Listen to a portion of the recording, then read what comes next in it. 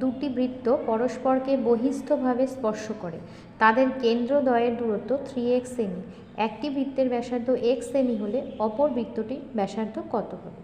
দেখো প্রশ্নে বলা আছে দুটি বৃত্ত পরস্পরকে বহিস্থভাবে স্পর্শ করেছে, তাহলে আমি একটা বৃত্ত আঁকলাম এবং এর সঙ্গে টাচ করে আরেকটা বৃত্ত আঁকলাম।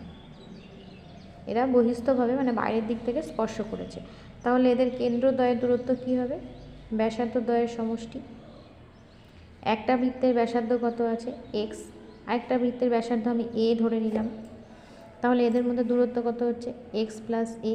আমার প্রশ্নে কত বলা আছে? কেন্দ্রদ্বয়ের দূরত্ব 3x, তাহলে এটা সমান 3x লিখছি।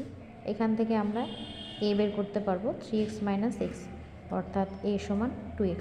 তাহলে অপর বৃত্তটির ব্যাসার্ধ হবে 2x। তাহলে দেখো এটা মুখে মুখেই হয়ে যায়, কোনো অসুবিধা নেই।